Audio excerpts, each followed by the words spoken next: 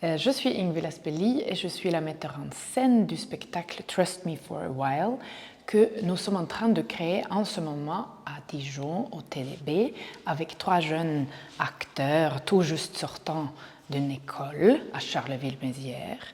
Et nous sommes en train de créer un spectacle d'horreur qui aussi, on espère, va faire rire pour vous faire réfléchir ou qui questionne. Est-ce qu'on est vraiment en contrôle de notre propre vie? Et sinon, comment est-ce qu'on peut le devenir?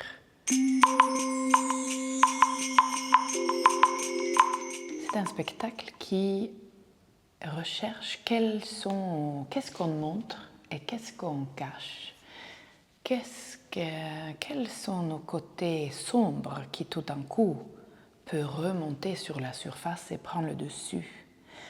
Est-ce que c'est nous qui sommes réellement en contrôle de nos démons intérieurs ou est-ce que quelquefois nos démons intérieurs peuvent prendre le contrôle de nous?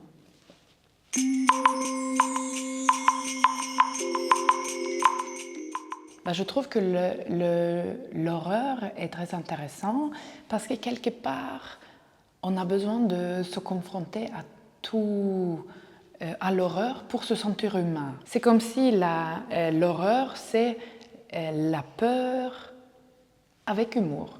Et du coup, ça permet de donner une sorte de distance, de parler des choses vraies, de parler des choses qui sont importantes et qui nous font peur ou qui nous troublent et qui nous questionnent, mais avec une certaine distance et avec humour.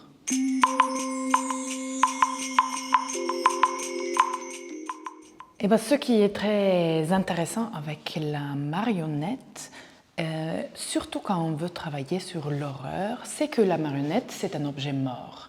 Et du coup, on peut vraiment travailler sur qu'est-ce qui est vrai, qu'est-ce qui n'est pas vrai. On peut vraiment rentrer dans l'illusion et jouer avec la réalité jusqu'à qu'on ne sait plus qu'est-ce qui est vraiment réel et qu'est-ce qui est qu'une illusion. Et ça permet aussi du coup de vraiment jouer avec la peur de la mort sur un autre niveau, de pouvoir vraiment rentrer dans la thématique et aussi que la marionnette, et surtout ce type de marionnette avec qui nous on travaille dans ce spectacle, elle est une sorte de médium. C'est quelque chose qui nous permet de parler avec les morts, de pouvoir être en contact avec ceux de l'autre côté et de sorte de rendre visible tout ce qui est invisible. Maintenant, le spectacle va partir en tournée en Bourgogne-Franche-Comté, dans les lycées, les maisons d'arrêt et les centres sociaux, mais on va revenir à Dijon et vous pouvez le voir, le spectacle, pendant le festival Théâtre en mai.